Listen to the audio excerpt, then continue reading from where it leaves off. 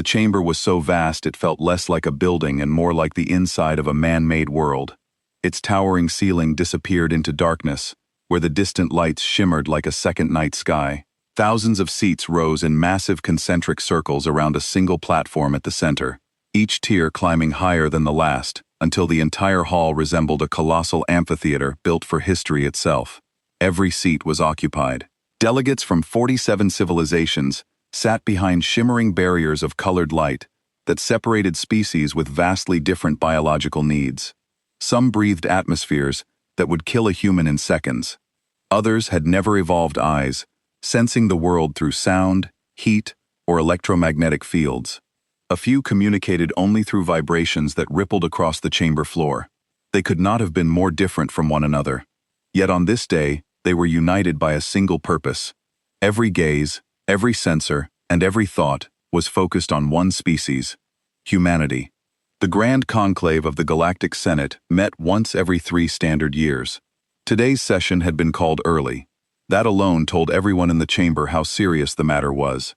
Emergency sessions were rare. The last one had been called when the Drath Collective had tried to claim 3 star systems by force. That crisis had taken 11 years to resolve. This one, the Senate hoped, would take less than an hour. Elder Sethal moved to the central platform slowly and with great ceremony. He was tall for a Visari, his body long and smooth like a column of dark glass, his 4 eyes each pointing in a different direction. His kind had been part of the Senate for over 6,000 years. He had personally sat in this chamber for 212 of them. He had seen empires argue, collapse, and beg. He had watched species join the Senate and species leave it. He believed with every part of his ancient body that he understood politics better than almost any living creature in the galaxy. He looked down at the human section and felt something close to pity. They had been members for only 31 years. 31 years was nothing. It was barely a breath. Most species spent their first century in the Senate simply learning how to speak properly in formal sessions. But the humans had not spent their time learning. They had spent it building ships, weapons, platforms, systems. In 3 decades, they had assembled the 3rd largest military force in the known galaxy. The species ranked first and second had taken thousands of years to reach that point. Humans had done it in 31 years. That was the problem. That was why the chamber was full today. Sequel began to speak. His voice moved through the translation system and came out in 47 different languages at once, each delegate hearing their own tongue. He spoke about peace. He spoke about trust.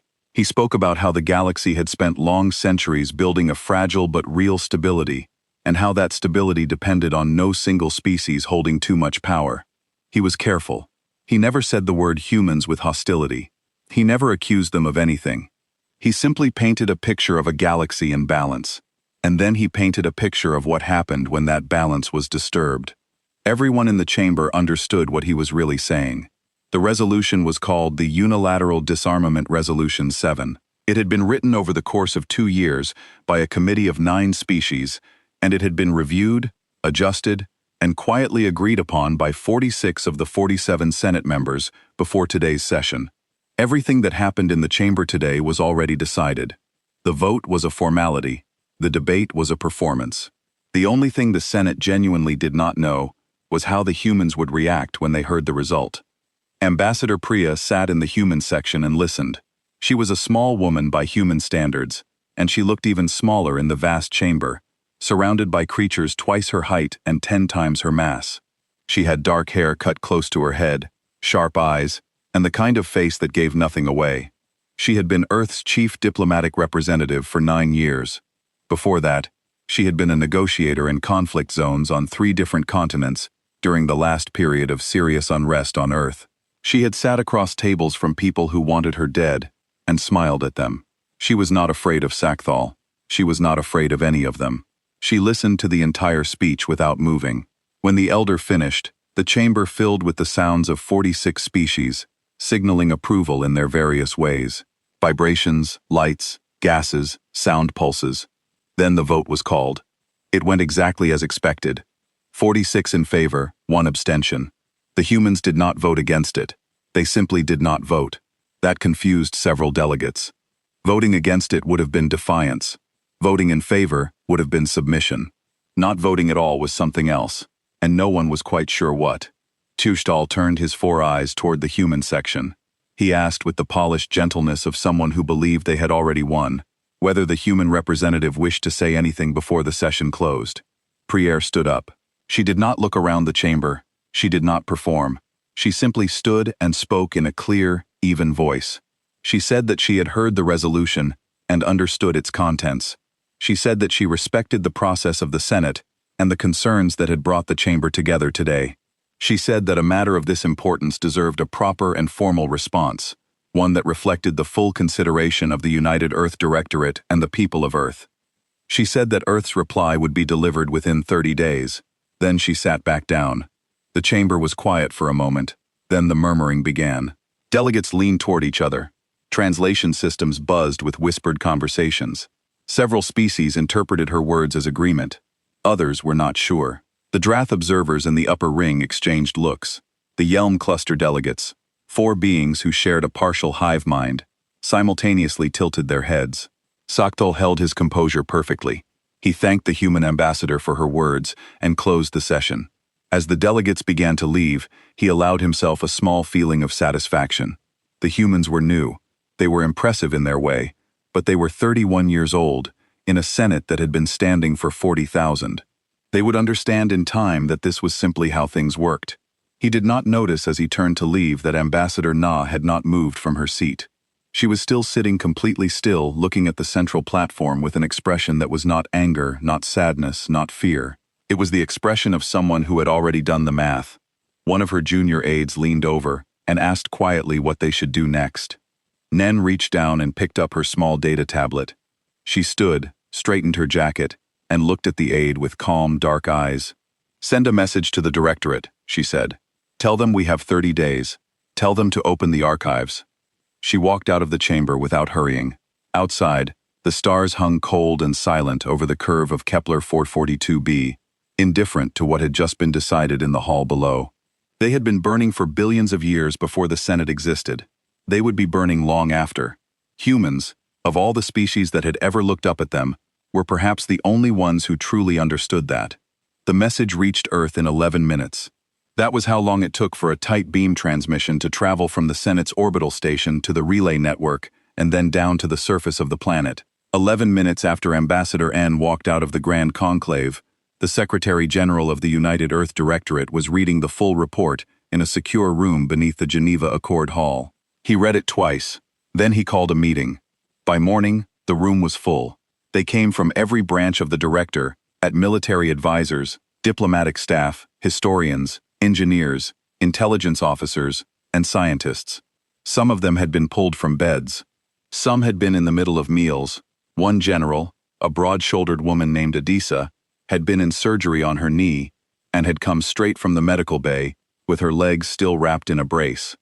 No one told her to go back. No one would have dared. The Secretary General, a tall man named Chen Wei, stood at the head of a long table and explained the situation simply.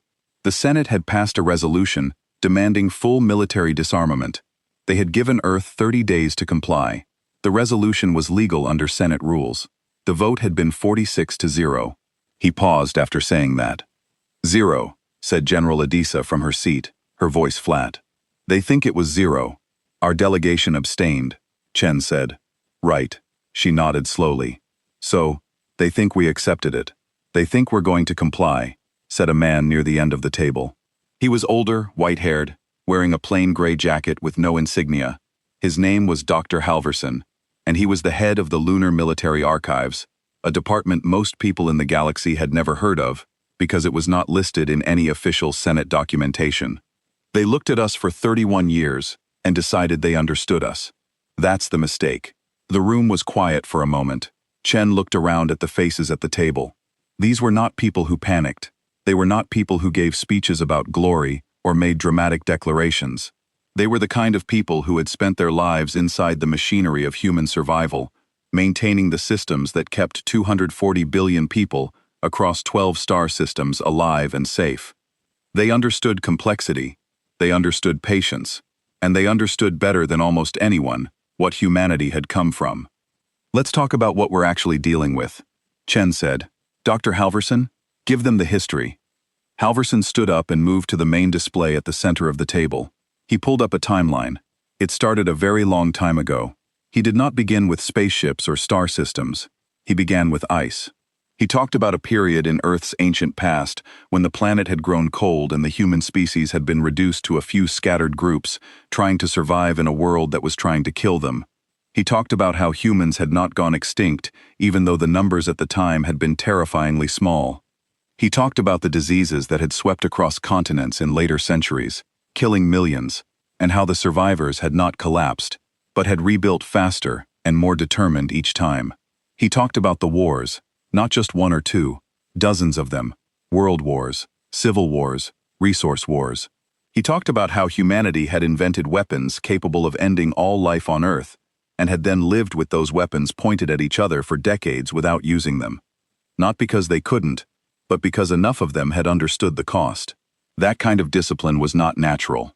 It had been learned the hard way through burial grounds and burned cities, and the specific quiet horror of knowing what you were capable of. He talked about the century of recovery before the first human ship had left the solar system. The environmental damage, the social fractures, the long, slow work of putting the species back together, and then the reach into space, not as conquerors, not as explorers, driven by romance, but as a species that had looked at its home planet and thought, we cannot put all of this in one place again. When Halverson finished, the room was silent. They voted to disarm the species that survived all of that, said a young intelligence officer near the door. She said it quietly, almost to herself. They didn't know what they were voting on, said General Adisa. They looked at our ship counts and our weapons platforms, and they got scared. They didn't look at where those things came from. They didn't ask why we built them. They never do, Halverson said, and sat back down. Chen let the silence hold for a few more seconds. Then he asked the only question that mattered. What do we show them?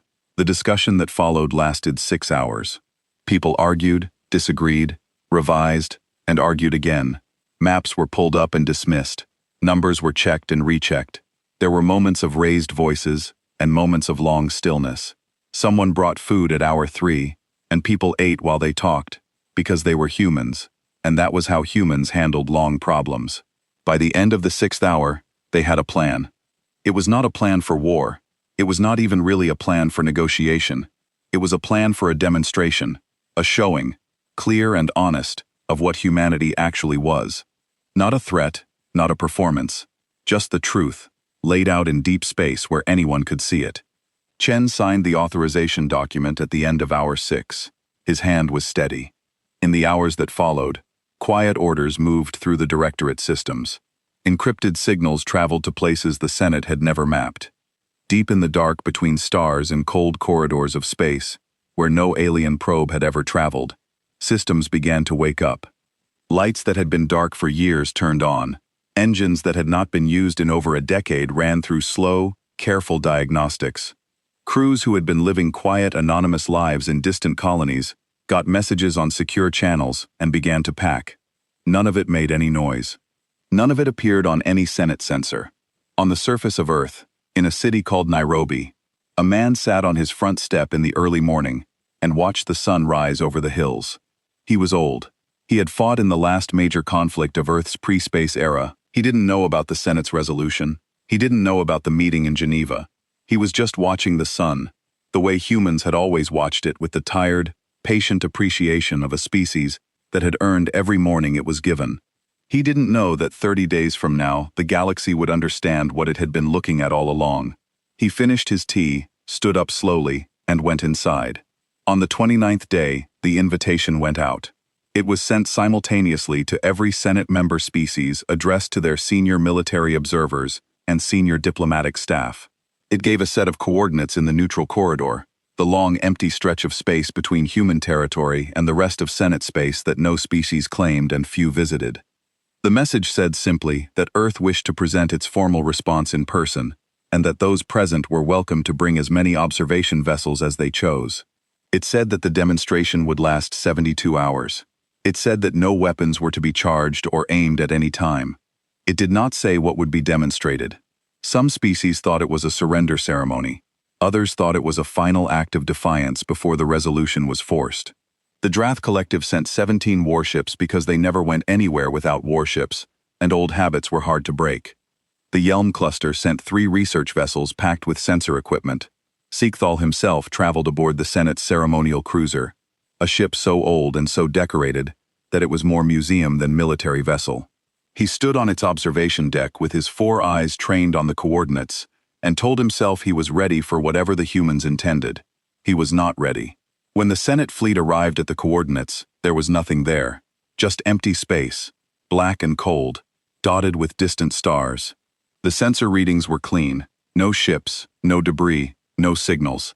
Several delegates privately decided that the humans had simply not shown up, that this was some kind of statement, and began composing their reactions. Then, Ambassador N's voice came over every ship's communication system at once. She thanked them for coming. She told them to watch the space directly ahead, approximately 40,000 kilometers out. She said that what they were about to see had never been shown to anyone outside the human military command. She said she hoped they would take the time to understand what it meant. Then she said, "Lights on." Space changed. It did not change slowly. It did not build up gradually. In the space of 2 seconds, 40,000 kilometers of empty dark became something else entirely. Ships appeared not emerging from faster-than-light travel, not uncloaking in any way the Senate sensors understood, just suddenly present, as if they had always been there, and the universe had simply forgotten to show them. 4,000 warships. They hung in perfect formation, arranged in deep rows that extended so far back that the ships at the rear were barely visible, even on enhanced sensors. They were big, not the biggest ships in the galaxy, but big enough that the sight of 4,000 of them together made the Drath commanders, who were not easily impressed by anything, go very quiet on their bridge. Nothing moved. The ships just hung there, running lights on, silent, patient. Several Senate vessels began trying to scan them. Their sensors slid off without returning useful data. The ships were coated in something that scattered energy readings the way still water scatters. Light not blocking detection exactly, just making the information useless. They had been sitting in this corridor, the Senate observers slowly realized, for an unknown amount of time, hidden in plain space. Not in a nebula, not behind a planet, not in any of the places you would think to look. Just here, dark and quiet, for what could have been years. Siechthal's 4 eyes moved slowly across the formation. He began, for the first time in many decades, to feel something he did not have a clean word for. N's voice returned. She explained what they were looking at. She called it the Shepherd Fleet, a force assembled over 40 years, through a construction program that existed entirely outside of any documentation submitted to the Senate. The ships had never been registered. The crews had never appeared on any official roster. The stations where they were built had been listed in Senate filings as deep space mining operations. She spoke without triumph, without anger. She described the fleet the way someone describes something that has always simply been there. Then she moved on. She talked about something called Project Lacuna. A display opened on the shared communication channel, available to every vessel present, showing a technical schematic. It took the Yell researchers aboard their sensor ships several minutes to understand what they were looking at.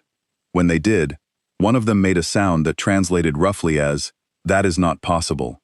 The schematic showed a gravity tethering system, a network of devices that could be positioned around a star, and over 11 days, used to collapse that star's heliosphere, the protective bubble of energy that kept a solar system livable. It was not a weapon in any simple sense. It was a last resort. It was the answer to the question of what a species did when someone came to destroy its home and could not be stopped by any other means. It had never been used. N was clear about that. She hoped, she said, that it never would be. Then came the third part of the demonstration, and this was the part that changed the room. Not just the observation decks of the Senate ships, but something deeper, something harder to name. N began reading from a list. She read slowly, clearly, and without commentary. The list contained 43 entries. Each entry described an incident. A raider fleet that had vanished in deep space. A biological weapon that had been released into a Yelm colony's water supply and then neutralized before it spread. The source of the neutralization never identified. An asteroid 3 kilometers wide that had been on a collision course with the Vasari homeworld 60 years ago and had quietly changed trajectory, 11 months before impact, with no record of who had moved it. 43 incidents, every one of them a threat to a Senate species that had been resolved without explanation, without credit, without any communication from Earth. Sequel found himself doing the math without wanting to. 43 incidents, spanning 60 years, affecting in some cases, species that had not yet even encountered humanity at the time. Let the list hang in silence for a moment. Then she said the final thing. The thing that the Senate observers would carry with them for the rest of their lives. She said that the weapon systems humanity was prepared to hand over, under Resolution 7. The warships, the platforms, the arsenals they had officially registered with the Senate over 31 years of membership were already obsolete. They had been obsolete for 8 years. Earth had been rotating them out of active service quietly and replacing them with newer systems.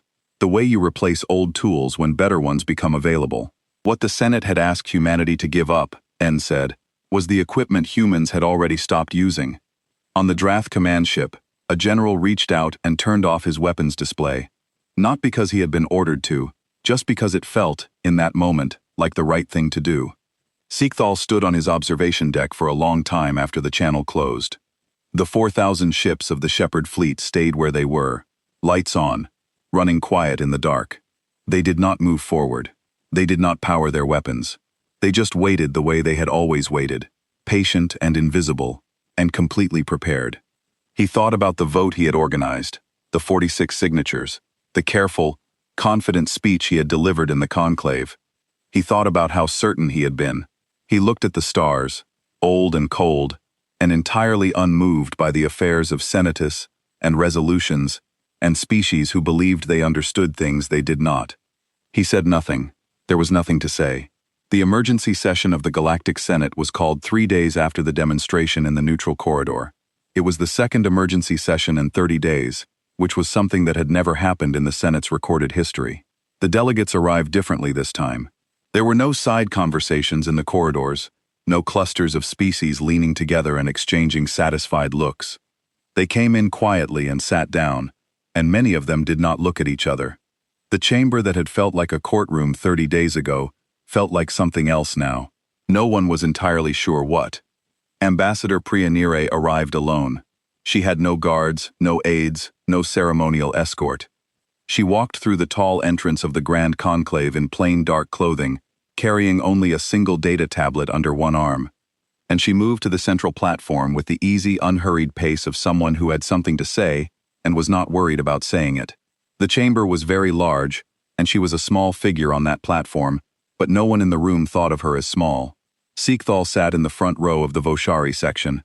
He watched her take the platform, and he felt the strange, specific discomfort of a person who has believed they were right for a very long time, and has only recently been shown that they were not. Nur did not begin with pleasantries. She did not thank the Senate for assembling. She looked around the chamber once slowly, as though making sure she had everyone's attention, and then she began. She said that she had been asked 30 days ago to deliver Earth's formal response to Resolution 7. She said she would do that now. She held up the data tablet. She said the response had been filed into the permanent archive of the Galactic Senate that morning. She said it would remain there, accessible to any member species for as long as the Senate existed. Then she set the tablet down on the platform's edge and spoke from memory. The first part of the response was a record. Nir described it simply as a history, though it was not the kind of history that was taught in Senate schools. It was the history of what humanity had done in the galaxy since making first contact. Not the official history, not the diplomatic exchanges and the treaty signings, but the quiet history, the things done without announcement. She walked through the 43 incidents from the demonstration one by one, and for each one, she named the species that had been protected, the nature of the threat, and what the outcome would most likely have been without intervention. She did not rush. She let each entry settle. By the time she reached incident number 20, the Voshari elder, Seekthal, had calculated that his own species was on the list 3 times. The asteroid 60 years ago, a plague vector neutralized in a Vasari research station 41 years ago, attributed at the time to a fortunate equipment malfunction. A pirate network that had been dismantling Voss's Hari trade routes 20 years ago, and had simply stopped operating one season without explanation. He had represented his species in this Senate for over 200 years. He had never known. The second part of the response was not a record. It was a statement, and N delivered it with the same even quiet voice she had used for everything else. She said that humanity did not carry weapons out of aggression. She said that anyone who had looked at Earth's history honestly, its full history, not just the convenient parts, would understand that. She said that humans had been a prey species once, small and slow and fragile, on a planet full of things that could kill them. She said that humanity had then spent 200,000 years learning how to not be killed, and that those lessons had not been forgotten just because humans now traveled between stars. She said that disarmament was not peace. She said that peace was a state that had to be maintained the way you maintained a structure, with attention, with effort, and with the understanding that something was always pushing against it. She said that the Senate's 46-member species, safe in their alliance and their long stability, had perhaps not had to think about this for a very long time. She said that humanity thought about it every day because humanity remembered what happened when you stopped. She paused. Then she delivered the third part of the response, the actual answer to Resolution 7. She said that Earth would not be disarming. She said it plainly, without heat, without drama, the way you state a fact about the weather. She said it was not a rejection of the Senate or its authority, but a statement of what was necessary and what was true. She said that humans had a responsibility to their own people, to their colonies, and based on the record she had just described, to a number of other species in this room that made disarmament impossible. Then she said something that no one in the chamber had expected. She said that, in the spirit of genuine goodwill, Earth was extending a formal offer. The Shepherd fleet, all 4,000 vessels, would be made available as a protective force for every Senate member species, free of any political conditions. No treaties required, no territories to be surrendered, no debt to be acknowledged. The fleet would operate as it always had, quietly in the dark, watching the edges of explored space for things that meant harm. The only difference was that now the Senate would know it was there. The silence that followed was the longest silence the Grand Conclave had ever held during an active session. It lasted nearly 2 full minutes. No translation systems buzzed. No delegates leaned to whisper to each other. Even the Drath observers in the upper ring, who were professionally trained to show nothing, sat completely still. Then Seekthal spoke. He did not speak as a delegate with a prepared statement. He spoke as an old creature who had just been shown something true and was trying to hold it correctly. His voice, when it came, was lower than usual. He asked why. He said that he did not understand why humans had protected species that had not asked for help, had not paid for it, and had not even known it was happening. He asked why humans had done that in secret, without credit, for 60 years. Anne looked at him. She let the question settle. Then she said, because they needed it. The answer was so simple that several delegates initially thought the translation system had made an error. They checked. It had not. Seekel's 4 eyes held steady on the human woman standing on the platform. He said after a long moment that he had one more question. He said that he had spent 2 years working on Resolution 7, and that he had been sure, completely professionally sure, that he understood the situation. He said that he now understood that he had not, and he asked how that was possible. How had humanity hidden so much for so long? Min picked up her data tablet from the edge of the platform. She looked at the old Voss's Hari with something that was not quite a smile. It was more like patience, the specific patience of a person who has answered a simpler version of this question many times before. You never asked us what we were, she said. You looked at our ship numbers and got scared. That's not the same thing. She stepped down from the platform and walked out of the chamber. The 47 species of the Galactic Senate sat in the silence she left behind. Outside the Great Hall, the stars continued their slow, ancient burning.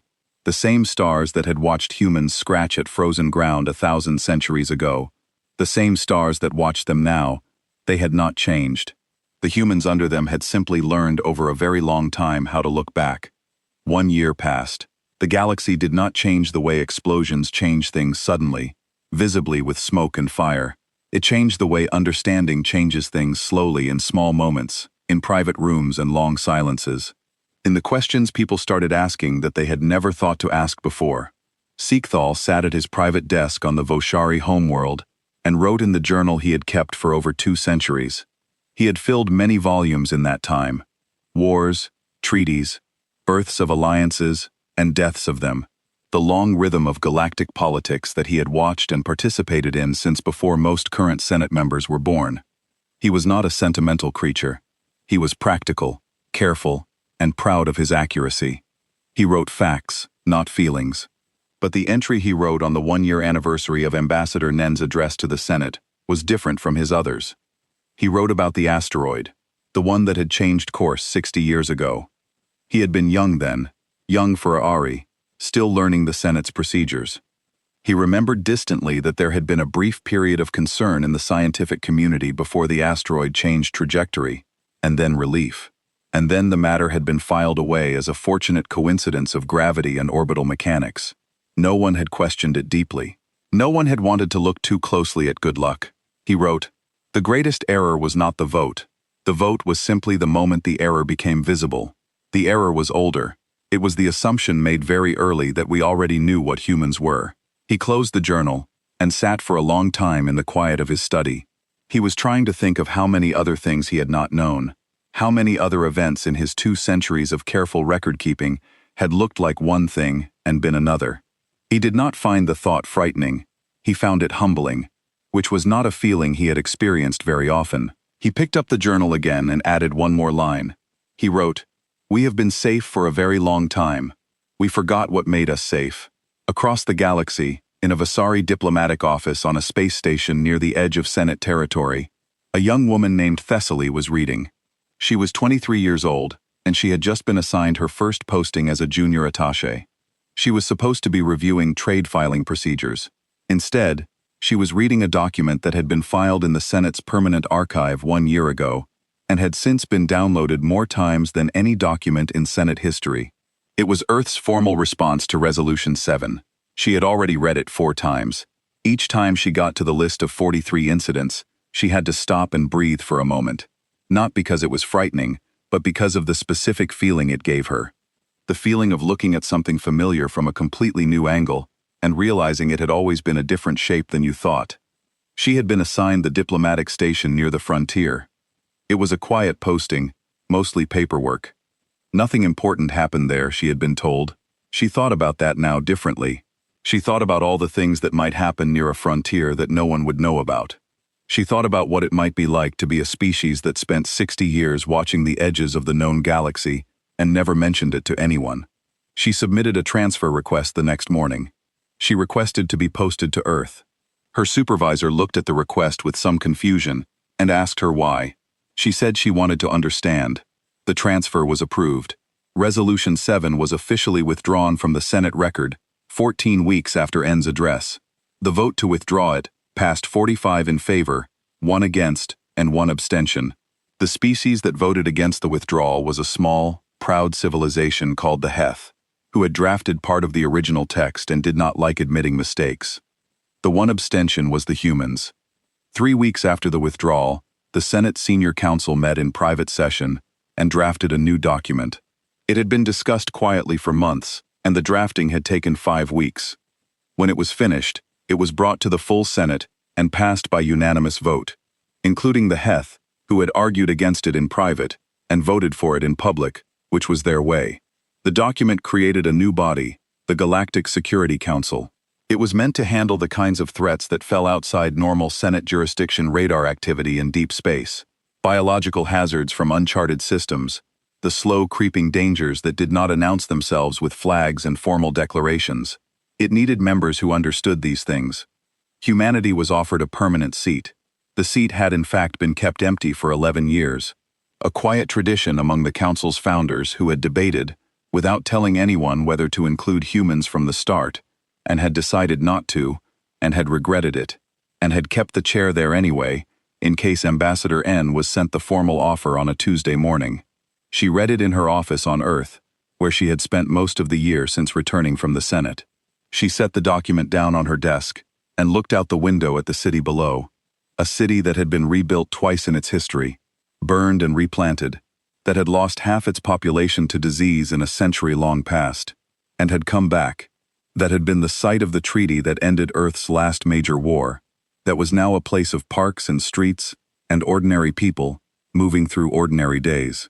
She thought about the chair that had been empty for 11 years. She signed the acceptance document and sent it. On a colony world near the frontier, a girl named Yara was sitting on the back steps of her family's home, watching the sky darken. She was 8 years old. Her mother came out and sat beside her, and they both looked up at the stars as they appeared one by one in the deep blue above the hills. Yara had heard at school that there had been some kind of big meeting with the alien governments. She did not fully understand it. She asked her mother what had happened. In simple terms, the way children ask things. Her mother was quiet for a moment. She was a plain woman, not a diplomat, not a soldier. She repaired machinery for a living, and she was good at it. She thought about what to say. She said that the other species in the galaxy had gotten scared of humans and had tried to take away the things that kept humans safe. She said that humans had explained why that was not going to happen. She said that in the end, everyone had understood each other a little better. Yara considered this. Then she asked the question that had been in her mind since the teacher mentioned it. She asked, "Why were they scared of us?" Her mother looked at the stars. The frontier sky was very clear this time of year. No clouds, and you could see more stars than usual. They had been looking at those same stars since before they could name them, she said, because they looked at everything we have been through, everything we have survived, and they realized we are still here. That is a difficult thing to look at if you do not understand it. Yara thought about that. Then she said, "Do we understand it?" Her mother put an arm around her. She said, "We are the only ones who do." They sat there together as the stars came out, filling the sky above the frontier world. Ancient light, patient and unchanged. The same light that had fallen on the very first humans who ever looked up and wondered what was out there. They had wondered long enough. They had looked long enough, and somewhere out among those stars, 4,000 quiet ships moved through the dark, watching the edges of the known world, saying nothing, keeping the kind of vigil that only a species with very long memory and very deep scars truly understood. Not because anyone asked, because someone had